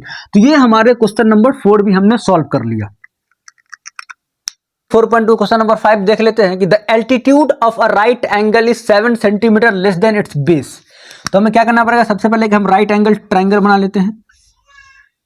हमने राइट एंगल ट्रायंगल बना लिया। बोल रहा है कि इसका the altitude of a right angle is 7 centimetre less than it's base. तो बेस को हमने क्या मान लिया x, तो 7 लेस है तो x माइनस 7 क्या हो जाएगा इसका एल्टीट्यूड हो जाएगा। इफ द हाइपोटेनस इज 13 यानी इसका जो हमें हाइपोटेनस है वो 13 दे रखा है and find the other two sides. तो हमें क्या करेंगे सबसे पहले हमने let the base is x, हमने बेस को क्या लेट कर लिया x, तो हमारा एल्टीट्यूड क्या हो जाएगा यानी जो लंब होता है परपेंडिकुलर वो हमारा क्या हो जाएगा एल्टीट्यूड हमारा हो जाएगा क्या x माइनस 7 और हमें h यानी हाइपोटेनस क्या दे रखा है 13। तो हमें क्या लगाना है बाई पीजीटी पाइथागोरस थ्योरम क्या कहता है, वो कहता है कि हाइपोटेनस यानी h का स्क्वायर जो होता है वो परपेंडिकुलर स्क्वायर प्लस बेस के स्क्वायर के सम के बराबर होता है। तो h का वैल्यू क्या दे रखा है 13 का स्क्वायर बराबर p क्या है x माइनस 7 का होल स्क्वायर प्लस बेस क्या है x का स्क्वायर। समझ में आया कि नहीं समझ में आया। उसी तरीके से ये 169 हो जाएगा बराबर x square plus 49 minus 14x और प्लस एक्स स्क्वायर। यहाँ तक आप समझ गए होंगे। तो यहाँ से अगर आप ध्यान दें तो 169 बराबर 2x स्क्वायर हो जाएंगे माइनस 14x और प्लस 49 हो जाएगा। अब क्या करें सबको इक्वल टू के इधर एक तरफ कर दें। तो ये 2x square minus 14x plus 49 और ये इधर आएगा तो माइनस 169 बराबर क्या हो जाएगा 0। तो यहाँ से अगर आप कैलकुलेट कर लेते हैं 169 में से अगर हम लोग 49 माइनस कर देते हैं तो 110 आ जाएगा। क्या आ जाएगा तो 2x स्क्वायर माइनस 14x और ये क्या हो जाएगा इसमें से अगर इसको माइनस कर देते हैं तो -110 बराबर 0। यहाँ से अगर हम 2 कॉमन ले लेते हैं तो जैसे ही 2 कॉमन लेंगे तो क्या हो जाएगा, एक्स स्क्वायर -7x और -55 बराबर 0। तो अब यहां से मेन खेल स्टार्ट होता है कि हमने गलती कहां पे किया है। 169 में से 14 को माइनस कर देते हैं, सॉरी यहाँ पे 20 हो जाएगा। क्या हो जाएगा, यहाँ पे 120 हो जाएगा, तो यहाँ पे हो जाएगा 60। क्या हो जाएगा, 60 हो जाएगा। अब हम लोग क्या कर सकते हैं, 60 को एक्स स्क्वायर -12x और -5x -60 बराबर 0 प्लस 5x कर देना पड़ेगा। यहाँ से x अगर कॉमन ले लेते हैं तो क्या हो जाएगा, x -12 और यहाँ से अगर हम +5 कॉमन ले लेते तो क्या आ जाएगा, x -12 बराबर 0। अब दोनों में से x -12 अगर हम कॉमन ले लेते तो क्या बचेगा, x + 5 बराबर 0। तो यहाँ से x बराबर क्या हो जाएगा 12 और x बराबर क्या आ जाएगा -5। समझ में आया। तो हमें कि किसी भी लेंथ का जो है वो साइड कभी माइनस नहीं हो सकता, इसलिए 5 नहीं होगा तो क्या होगा, 12 होगा। तो ये अगर हमारा 12 होगा तो ये अगर हमारा x बराबर बेस अगर 12 होगा तो परपेंडिकुलर क्या हो जाएगा, 12 - 5, 12 - 7 तो 5 हो जाएगा। तो ये हमारा 12 हो गया, तो ये हमारा 5 हो गया और ये हमारा 13 हो गया। तो आई होप कि आप क्वेश्चन समझ गए होंगे। अब जो लास्ट क्वेश्चन है वो भी मैं सॉल्व कर दे रहा हूँ इस एक्सरसाइज का। लास्ट क्वेश्चन है वो क्वेश्चन नंबर 6। एक बार आपको दिखाई दे रहा होगा क्या लिखा हुआ है, मैं एक बार आपको पढ़ के सुना दे रहा हूँ और साथ में मैं सॉल्व भी कर दे रहा हूँ। The cottage industry produce a certain number of poetry article in a day, it absorb. देखिए सबसे पहले हम क्या करेंगे, let the number of poetry produce in a day, क्या मान लेंगे x, यानी एक दिन में कितने पोएट्री प्रोड्यूस होते हैं, तो x होते हैं। उसके बाद क्वेश्चन में आया क्या बोल रखा है, it has observe on a particular day the cost of production, the cost of production क्या हो जाएगा, द कॉस्ट ऑफ प्रोडक्शन क्या दे रखा है, was 3 more than twice the number of its, 3 more than करना है, 3 more than यानी +3, क्या 3 more than the twice the number of article produce on a day, twice तो 2x हो गया। समझ में आ गया, produce of the day twice the number of article produce on that day if the total cost of production on that day was 90। तो total cost of production क्या दे रखा है, टोटल कॉस्ट ऑफ प्रोडक्शन कितना है 90। Total cost of production कैसे निकालेंगे, तो हम लोग निकाल लेंगे, कैसे निकालेंगे, दोनों को मल्टीप्लाई कर देंगे। देखिए एक दिन में इतना निकालते हैं, इसका प्रोडक्शन कितना होता है 2x + 3, दोनों को मल्टीप्लाई कर देंगे तो टोटल कॉस्ट ऑफ प्रोडक्शन ही निकल जाएगा बिल्कुल। तो x × 2x + 3 बराबर 90। तो यहां से आप कैलकुलेट कर लीजिएगा, 2x² + 3x = 90। अब 2x² + 3x इधर आएगा तो -90 बराबर क्या हो जाएगा 0। उसी तरीका से अगर हम लोग इसको सॉल्व करें तो 90 to the 180, 180 को हम लोग क्या लिख सकते हैं, 180 को अगर हम लोग कैलकुलेट करते हैं तो 2 से देंगे तो ये हो जाएगा 90, फिर 2 से देंगे तो ये हो जाएगा 45, फिर देंगे अगर 3 से तो हो जाएगा 15, फिर देंगे 3 से तो ये हो जाएगा 5। तो 3 तिहाई 9, चौके 36, 3 तिहाई 9, 5 दूना 10, दूना 20, नहीं 5 तिहाई 15 -12, तो 2x² + 15x -12x -90 बराबर क्या हो जाएगा 0। तो अगर यहां से हम लोग कैलकुलेट कर लें तो 2x, एक काम करें इसको थोड़ा ऐसे लिख दे, 2x² -12x + 15x -90 बराबर 0। देखिए ये हमने क्यों किया, मैंने आपको फर्स्ट वीडियो में फर्स्ट टाइम ही बता दिया था, दोनों को ऐड करने के बाद क्या आना चाहिए, +3x आना चाहिए और मल्टीप्लाई करने के बाद -180 आना चाहिए, तो वही आएगा अगर आप करेंगे। तो यहां से अगर आप 2x कॉमन ले लेते तो क्या बचेगा, x -6 और प्लस यहाँ से 15 कॉमन ले लेते तो x -6 बराबर क्या हो जाएगा 0। मैं थोड़ा स्पीड बना रहा हूं क्योंकि आप लोग बच्चे तो है ही नहीं। तो यहां से अगर आप x -6 कॉमन ले लेते हैं तो क्या हो जाएगा, ये 2x + 15 बराबर 0।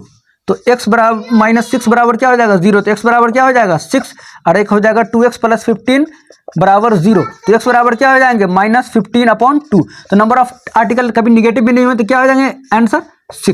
तो यहाँ पे अगर आप रख दे तो एक दिन में कितने प्रोड्यूस होते हैं 6, और टोटल प्रोडक्शन कितना होता है 12 + 3 यानी कि 15। तो यही हमारा आंसर है, क्योंकि टोटल कॉस्ट निकालेंगे तो क्या हो जाएगा हमारा 90 होगा। तो ये हमारा एक्सरसाइज 4.2 भी खत्म हो गया। अगर आपको कहीं पर भी इस चैप्टर में प्रॉब्लम आता है, इसका मतलब ये है कि आप वीडियो को सही से नहीं देख पा रहे हैं। समझ में आया कि नहीं समझ में आया? तो आज के लिए इतना ही रहने देते हैं। स्टूडेंट कैसे हैं आप लोग? आज हम लोग पढ़ने वाले हैं द नेचर ऑफ रूट, कि रूट को देख के हम समझ जाएंगे इसका रूट पॉसिबल है कि नहीं। देखिए सबसे पहले हमने क्या पढ़ा था, आप ये बताइए। हमने एक इक्वेशन पढ़ा था कि ax² + bx + c = 0। ये हमने क्या पढ़ा? ये हमारा क्वाड्रेटिक इक्वेशन क्या होता है, फॉर्म होता है। अच्छा हमने ये भी पढ़ा था कि अगर ax² + bx + c एक पॉलिनोमियल है। इससे पहले चैप्टर हमने पढ़ा था पॉलिनोमियल, जिसके मैक्सिमम कितने वैल्यूज पॉसिबल है, 2 वैल्यूज पॉसिबल है। क्यों? क्योंकि इसका डिग्री क्या है, मैक्सिमम डिग्री कितना है 2 है। लीनियर इक्वेशन में क्या होता है या लीनियर पॉलिनोमियल क्या होता है, x का कितने वैल्यू आते हैं 1 आते हैं। उसी तरीके से अब हम लोग आज पढ़ने वाले हैं द नेचर ऑफ रूट। तो एक फॉर्मूला होता है, क्या होता है, x = -b ±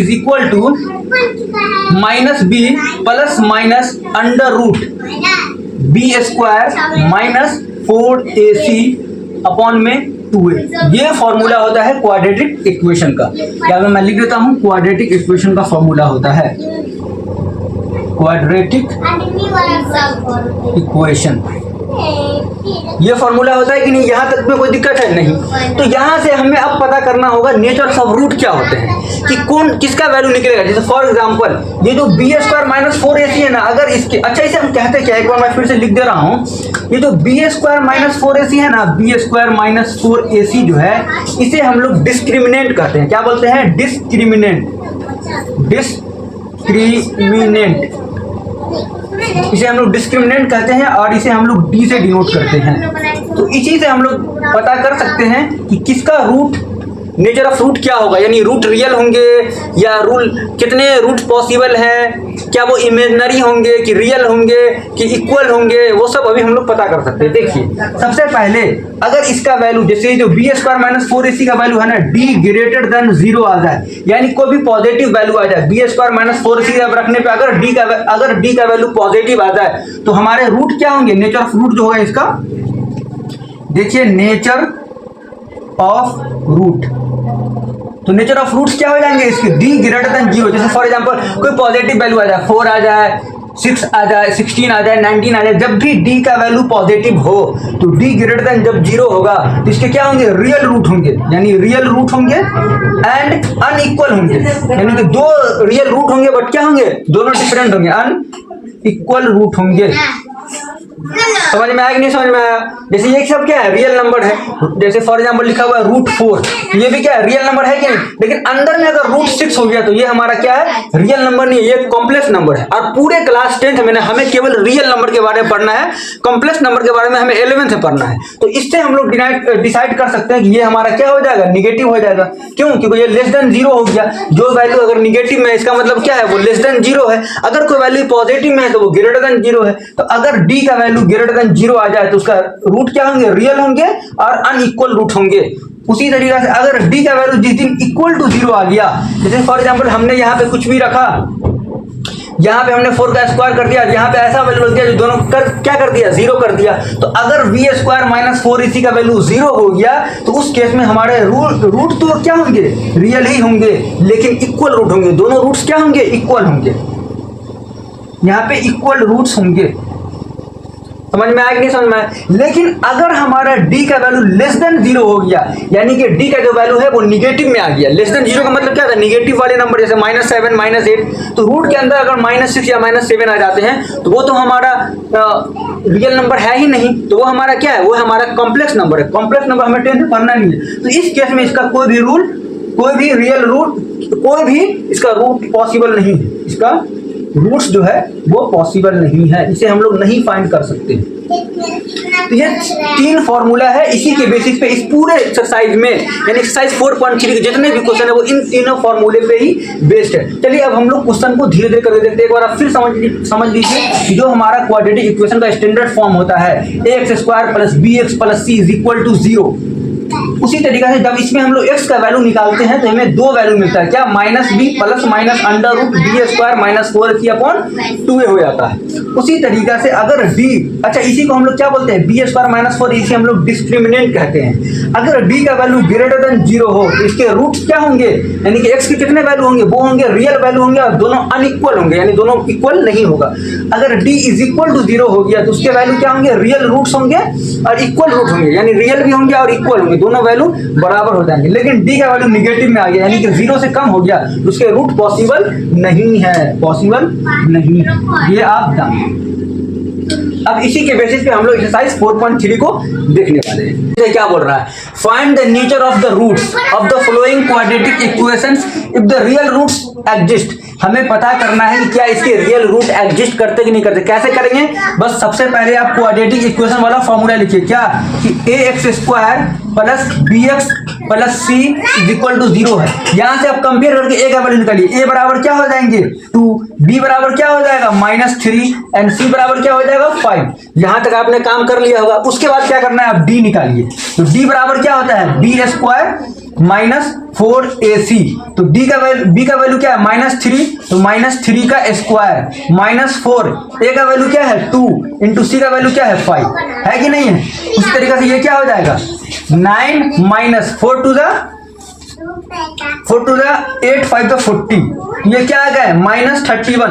अब बताइए d का वैल्यू क्या हो गया, 0 से छोटा ना हो गया, 0 से कम ना हो गया, यानी d लेस देन 0 हो गया। इसका मतलब क्या है कि इसका नो रूट, इसका नो रूट्स, कोई इसका रूट्स पॉसिबल नहीं है। समझ में आया कि नहीं समझ में आया, फिर से मैं समझा दे रहा हूं। सबसे पहले आप क्वाड्रेटिक इक्वेशन दिया हुआ है, उसको आप इस वाले स्टैंडर्ड क्वाड्रेटिक इक्वेशन से आप इक्वेट करके वहां से a का वैल्यू, b का वैल्यू और c का वैल्यू फाइंड कर ले। वैल्यू फाइंड करने के बाद आप ये वाला फॉर्मूला लगा दे, d is equal to b² minus 4ac। जब यहां से वैल्यू निकालेंगे तो हमें क्या आ गया, d इज इक्वल टू -31। -31 जो है वो 0 से क्या है, छोटा है, तो d लेस देन 0 है। अगर d लेस देन 0 होता है तो उसका कोई भी रूट पॉसिबल नहीं होता है। ये हो गया। फिर हम लोग सेकंड वाले को देख लेते हैं। इसमें क्या करेंगे, इसमें वही काम करना है आपको। क्या कीजिए, फिर वो standard form of quadratic equation को लिखिए, ax² plus bx plus c is equal to 0। a बराबर क्या होता है 3, b बराबर क्या होता है -4√3 और c बराबर क्या है 4। ये हमें दे रखा है, समझ में आएगा नहीं समझ में आएगा। फिर यहां से हम d निकाल लेंगे। जैसे ही d निकालेंगे तो क्या हो जाएगा, b² माइनस 4ac, ये हमें दे रखा, सॉरी ये हमने निकाल लिया। अब यहां से हम लोग पता कर सकते हैं कि क्या होगा। देखिए इसको तो मैं थोड़ा मिटा दे रहा हूं, उसके बाद बना दूंगा इसको। तो देखिए b बराबर क्या दे रखा है -4√3 का होल स्क्वायर। अरे समझ में आ रहा है कि नहीं समझ में आ रहा है, -4, a का वैल्यू क्या है 3 एंड c का वैल्यू क्या है 4। तो यहां से अगर आप निकालते हैं तो -4 का स्क्वायर क्या आ जाएगा 16 इंटू 3 का √3 का स्क्वायर केवल 3 होगा, -4 3 दा 12 4 दा 48। तो क्या इधर भी 48 हो गए और इधर भी 48 हो गया। तो ये क्या होंगे 0।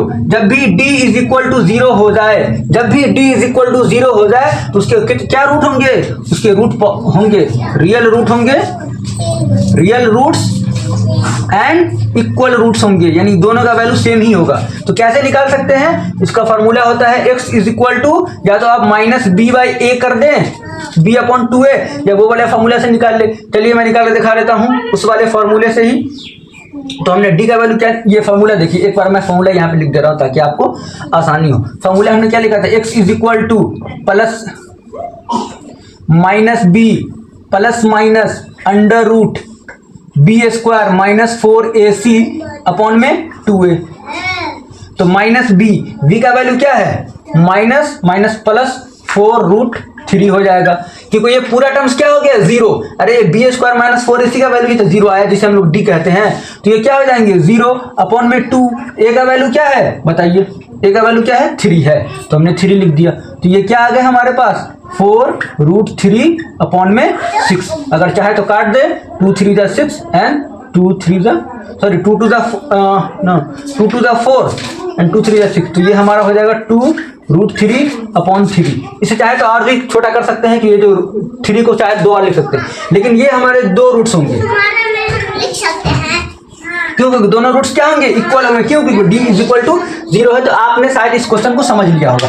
अब इसका जो लास्ट क्वेश्चन इसमें जो थर्ड, उसको भी मैं सॉल्व करा दे रहा हूँ। थर्ड में क्वेश्चन है 2x² - 6x + 3। देखिए ये हमें क्वाड्रेटिक इक्वेशन दे रखा है। अब इसे हम लोग कैसे सॉल्व करेंगे? इसमें वही करना है। सबसे पहले हम लोग क्वाड्रेटिक इक्वेशन का फॉर्म, स्टैंडर्ड फॉर्म लिखेंगे। चलिए लिख लेते हैं। क्वाड्रेटिक इक्वेशन स्टैंडर्ड फॉर्म क्या होता है? तो वो होता है ax² + bx + c = 0। यहाँ से a का वैल्यू निकालते हैं तो a का वैल्यू 2 आ जाएगा, b का वैल्यू -6 हो जाएंगे और c बराबर 3 हो जाएगा। तो यहाँ से अगर हम लोग d फाइंड कर लेते हैं, d बराबर क्या होता है? √b² - 4ac। अरे होता है कि नहीं होता है? तो यहाँ से अगर b² करें तो 6 का स्क्वायर कितना हो जाएगा? -6 का स्क्वायर 36 हो जाएगा, और -4 इंटू a का वैल्यू क्या है? 2 इंटू c का वैल्यू क्या है? 3। तो यहाँ से अगर हम लोग कैलकुलेट कर देते हैं तो 36 और 4 दूना 8, 8 त्रिक 24 क्या हो जाएगा? 4 दूना 8 त्रिक 24। तो ये हमारा बच गया √12। क्या बच गया? √12। अगर √12 को चाहे तो ऐसे लिख सकते हैं 2√3। समझ में आया कि नहीं समझ में आया? तो d का वैल्यू क्या आ गया? d > 0 आ गया। इसका मतलब क्या होंगे? इनके 2 रूट्स पॉसिबल होंगे, लेकिन दोनों क्या होंगे? अनइक्वल हो जाएंगे। चलिए अब हम लोग वो भी देखते हैं कि इसके अनइक्वल रूट्स होंगे तो होंगे क्या। तो इस वाला थोड़ा मिटा दे रहा हूं।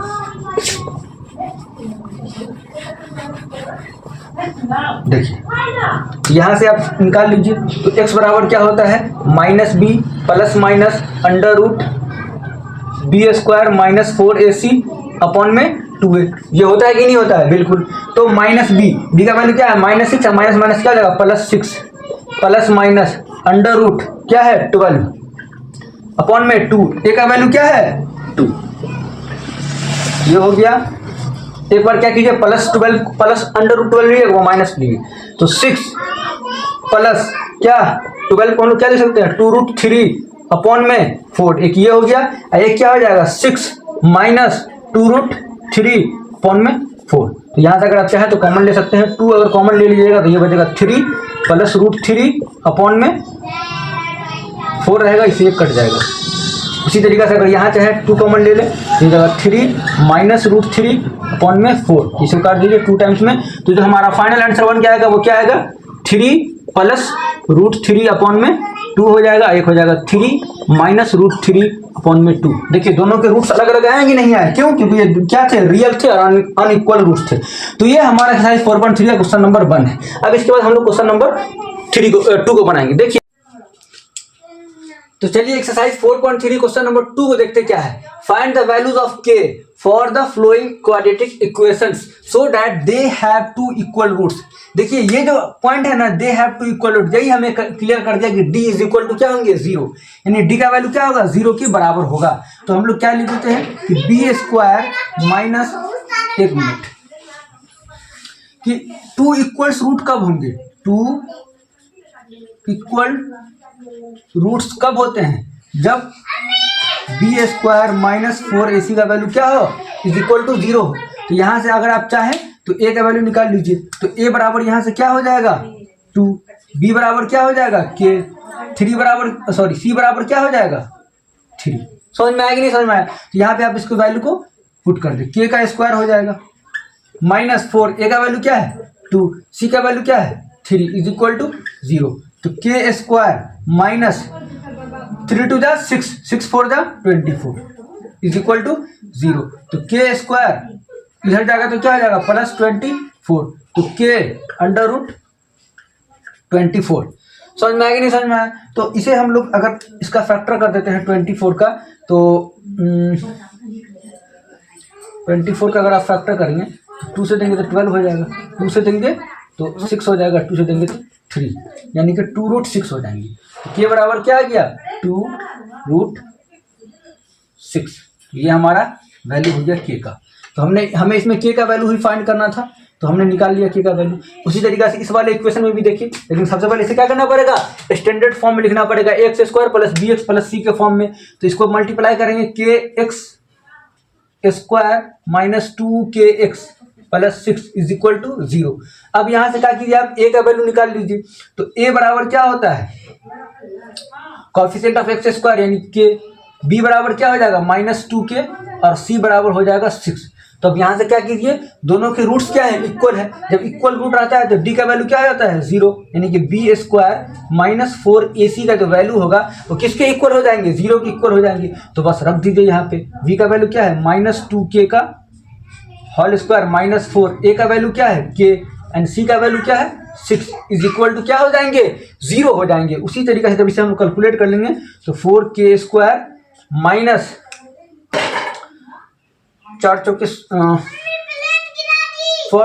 24k is equal to 0। तो यहाँ से अगर k कॉमन ले लेते हैं तो 4k -24 बराबर क्या हो जाएगा, 0। तो 4k -24 इज इक्वल टू क्या हो जाएंगे, 0। तो k बराबर क्या हो जाएगा, 24/4, यानी कि 6 आंसर आ गया। तो यहाँ पे k का वैल्यू क्या आ जाएगा, 6। तो ये हमने दो वैल्यू निकाली। इसमें बोला था ना कि find the value of k for the following quadratic equation. तो हमने ये k का वैल्यू निकाल लिया। इसमें k का वैल्यू क्या है, 2√6, इसमें k का वैल्यू क्या आ गया, 6। तो इस तरीके से हमने इस वाले क्वेश्चन को भी कर लिया। अब हम लोग इसका नेक्स्ट क्वेश्चन देख रहे हैं। समझ में आएंगे, समझ में देखिए क्या करेंगे। It is possible to design a rectangular mango grove and whose length दो बार लिखा गया, length is twice its breadth and the area is 800 metre square, is so find the length and breadth. तो क्या ये पॉसिबल है, तो हम लोग कर देते हैं। सबसे पहले हम क्या करेंगे, रेक्टेंगुलर प्लॉट बना लेते हैं। बोला है इसका जो लेंथ है तो हम लोग क्या करते हैं, लेट द ब्रेथ x, हमने ब्रेथ को क्या मान लिया, x मान लिया। समझ में आया कि नहीं समझ में आया। तो फिर इसका देखिए लेंथ क्या है, लेंथ क्या है, ट्वाइस इट्स ब्रेथ। तो ब्रेथ लेंथ क्या हो जाएगा, 2 टाइम्स ऑफ x यानी 2x, and the area is 800 metre square. तो ये 2x है, तो एरिया क्या है, एरिया हमें 800 मीटर स्क्वायर दे रखा है। अब बताएं कि एरिया ऑफ रेक्टेंगुलर क्या होता है। तो एरिया ऑफ रेक्टेंगुलर प्लॉट इधर लोग चलिए क्या होगा, जो रखो उधर उधर उधर। Rectangular plot, area of rectangular plot क्या होता है, ये होता है L गुने B, और ये हमें कितना दे रखा है, 800 metre square is equal to L का वैल्यू क्या है, x, एंड B का वैल्यू क्या है, 2x। यहाँ से 800 मीटर स्क्वायर बराबर क्या हो जाएगा, 2x स्क्वायर। होगा कि नहीं होगा। यहाँ से अगर आप कैलकुलेट कर देते हैं तो 800 अपॉन में 2 बराबर हो जाएगा x स्क्वायर। ये हो जाएगा 400 बराबर x स्क्वायर। तो x स्क्वायर बराबर क्या हो जाएगा, प्लस माइनस 20 का होल स्क्वायर। तो x बराबर क्या आ जाएंगे, एक प्लस होगा एक माइनस 20 होगा। लेकिन कभी भी लेंथ या ब्रेथ कभी माइनस तो हो नहीं सकता, तो ये हमारा आंसर नहीं होगा। तो x बराबर क्या हो जाएगा 20, इसका ब्रेथ क्या हो जाएगा 2x, यानी 2 × ये हो गया 50। समझ में आया। देखिए हम लोग माइनस वाला नहीं ले सकते, किसी चीज का लेंथ माइनस कैसे हो सकता है, तो क्या होगा, वो पॉजिटिव नंबर होगा। तो पॉजिटिव हुआ 20, तो हमने 20 को मल्टीप्लाई कर दिया, तो लेंथ हमारा निकल गया क्या, लेंथ हमारा हो गया 40 और ब्रेथ हो गया 20। क्या एरिया निकालेंगे, 800 मीटर स्क्वायर आ जाएगा। तो अब हम लोग क्वेश्चन नंबर जो 3 और 4 है उसको भी सॉल्व, 4 और 5 उसको भी सॉल्व कर दें, लेकिन उसके लिए क्वेश्चन आपको बोर्ड पे दिखाई देगा और मैं केवल किताब से क्वेश्चन करूंगा, उसको सॉल्व कर लूंगा।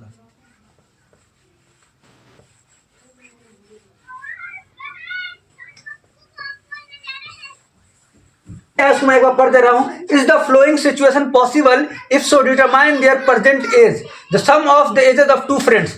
मान लीजिए कि फ्रेंड 1 है और फ्रेंड 2 है, दोनों के एज का जो सम है ना वो क्या है, वो 20 है। तो अगर फ्रेंड 1 के को हम लोग x मान लेते हैं और प्लस f2 बराबर क्या हो जाएगा 20, तो f2 यानी सेकेंड फ्रेंड का एज क्या हो जाएगा 20 माइनस x। तो यहाँ से लेट कर लेते हैं, let the age of first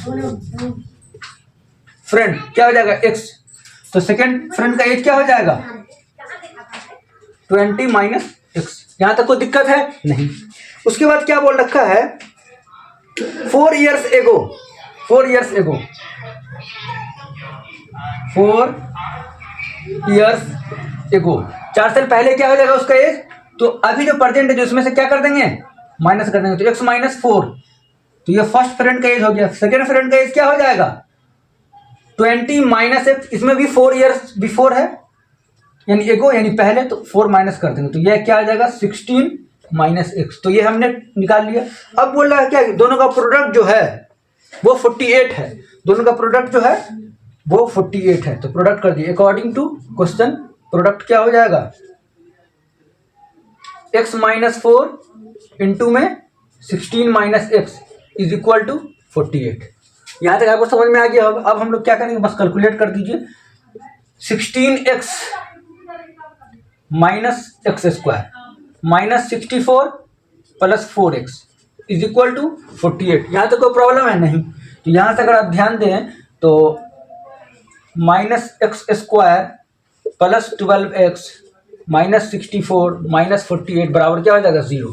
तो यहाँ से हम लोग कैलकुलेट कर लेते हैं। तो minus x square plus 12x और माइनस कितना 8 से 12 के दो हाथ में रहा 1 6 4 10 11, तो माइनस में ये हो जाएंगे। तो यहाँ से अगर माइनस कॉमन ले लेते ये हो जाएगा एक्स स्क्वायर माइनस 12x और माइनस माइनस प्लस 112 बराबर 0। तो अब हम लोग चेक करेंगे ये पॉसिबल है कि नहीं। सबसे पहले हम लोग क्या चेक करेंगे, सर रूट ही पॉसिबल कर लेते हैं कि है कि नहीं है। देखिए यहाँ से हम a का वैल्यू क्या हो जाएगा 1, b का वैल्यू क्या हो जाएगा -12 और c का वैल्यू क्या हो जाएगा 112। यहाँ से d का वैल्यू निकालिए क्या होता है b square minus 4ac, b का स्क्वायर क्या हो जाएगा b का स्क्वायर हो जाएगा -12 का स्क्वायर 144 माइनस 4 इंटू a का वैल्यू क्या है 1 इंटू c का वैल्यू क्या है 112। तो ये क्या हो जाएगा 144 माइनस 448। तो ये पॉसिबल नहीं है क्योंकि इसका वैल्यू क्या आ गया 0 से छोटा आ गया। ये हमारा क्या हो गया d लेस देन 0 हो गया। तो इसका रूट पॉसिबल नहीं है। तो ये जो सेकंड बना इसको हम लोग कैलकुलेट नहीं कर सकते। अब हम लोग लास्ट क्वेश्चन देख लेते हैं इस चैप्टर का। तो चलिए एक्सरसाइज 4.3 और इस चैप्टर का लास्ट क्वेश्चन को भी हम लोग आप सॉल्व कर ही लेते हैं। बोला is it possible design a rectangular park of a perimeter is 80। देखिए रेक्टेंगुलर पार्क है उसका जो पेरीमीटर है ना वो 80 दे रखा है। तो हम लोग रेक्टेंगुलर पार्क बना लेते हैं। इसका पेरीमीटर क्या है 80 है। तो पेरीमीटर होता क्या है 2 इंटू एल प्लस बी बराबर कितना दे रखा है 80 दे रखा है। तो यहाँ से एल प्लस बी का वैल्यू अगर निकाल देते हैं तो आ जाएगा 40। ये हम इक्वेशन 1 कर लिए। उसके बाद बोल रखा है एंड द एरिया क्या दे रखा है एरिया दे रखा है 400 मीटर। तो एरिया बराबर क्या होता है एरिया दे रखा है 400 मीटर स्क्वायर। तो एरिया क्या होता है एल गुने बी बराबर 400 मीटर स्क्वायर। तो यहाँ से हम लोग एल का वैल्यू निकाल लेते हैं। तो एल बराबर क्या हो जाएगा 40 माइनस बी। ये हमने एल का वैल्यू निकाल लिया। यहाँ पर रख दीजिए एल का वैल्यू रख देते हैं तो क्या हो जाएगा 40 माइनस बी इंटू में बी बराबर 400 मीटर स्क्वायर। समझ में आ रहा है कि नहीं समझ में आ रहा है। तो जब कैलकुलेट करेंगे तो 40 बी हो जाएगा और minus b square is equal to 400 metre square हो जाएंगे। तो अगर हम लोग बी को उधर ले जाएं तो बी स्क्वायर माइनस 40 बी और प्लस 400 मीटर स्क्वायर रहेगा। तो यहाँ से अगर आप कैलकुलेट कर दें यहाँ से ए का वैल्यू निकालेंगे तो 1 हो जाएगा, बी का वैल्यू 40 हो जाएगा एंड सी का वैल्यू ये हो जाएगा। देखिए यहाँ से हम आसानी से निकाल सकते हैं लेकिन हमें वो वाला फॉर्मूला का यूज करना है। तो हम लोग कर लेते हैं क्या होगा ए बराबर यहाँ से क्या निकाल लेंगे 1, बी बराबर यहाँ से क्या हो जाएगा -40 और सी बराबर यहाँ से क्या हो जाएगा 400। होगा कि नहीं होगा। तो डी निकाल लेते हैं। तो डी बराबर क्या होता है minus b plus minus under root b square minus 4ac। समझ में आया कि नहीं समझ में आया। तो यहाँ से अगर हम बी स्क्वायर निकालेंगे तो ये क्या हो जाएगा 40 का स्क्वायर माइनस 4 इंटू ए का वैल्यू क्या है 1 है इंटू सी का वैल्यू क्या है 400। तो ये क्या हो जाएंगे डी के बराबर 40 का अगर स्क्वायर हम लोग फाइंड कर लेते तो ये हो जाएगा 1600 माइनस 1600। तो ये क्या आ गया 0 यानी डी बराबर 0 आ गए। इसका मतलब है कि डी के इक्वल रूट होंगे। क्या होंगे इक्वल रूट होंगे। तो रूट पॉसिबल है। इक्वल रूट क्या होंगे ध्यान से देखिए यहाँ। तो x बराबर क्या हो जाएगा minus b plus minus root d upon में 2a। तो डी का वैल्यू क्या है 0 है तो केवल माइनस बी का वैल्यू क्या निकाले हमने बी का वैल्यू है -40, माइनस माइनस प्लस 40 हो जाएगा अपॉन में 2, ए का वैल्यू क्या है 1, तो ये 20/2 क्या हो जाएंगे 40/2 यानी कि 20 हो जाएगा। एक्स का वैल्यू 20 हो गया। तो अगर इसमें से एल का वैल्यू बी हो गया तो आप यहाँ से क्या निकाल सकते हैं, एल का वैल्यू बी हो गया तो यहाँ से हम लोग ब्रेथ का वैल्यू निकालेंगे बी, दोनों का वैल्यू क्या होगा, लेंथ एंड ब्रेथ दोनों क्या होंगे, एल बराबर भी 20 होगा और ब्रेथ बराबर भी 20 होगा। तो ये रहा last question of this chapter और ये हमारा चैप्टर फिनिश हो गया। चैप्टर फिनिश हो गया तो मैं कुछ लाइन है जो मैं आपको पढ़ के सुनाना चाहता हूँ कि न चादर बरा कीजिए न ख्वाहिश दफन कीजिए, 4 दिन की जिंदगी है बस चैन से बसर कीजिए। न परेशान किसी को कीजिए न हैरान किसी को कीजिए, कोई लाख गलत भी बोले बस मुस्कुरा कर छोड़ दीजिए। न रूठा किसी से कीजिए न झूठा वादा किसी से कीजिए, कुछ फुर्सत के पल निकालिए कभी खुद से भी मिला कीजिए। तो ये चैप्टर पूरा फिनिश हो गया है। अब हम लोग मिलेंगे नेक्स्ट चैप्टर में पूरी एनर्जी के साथ। तब तक आप इस वीडियो में बने रहे और अपने दोस्तों के पास जरूर शेयर करें। जय हिंद, जय भारत।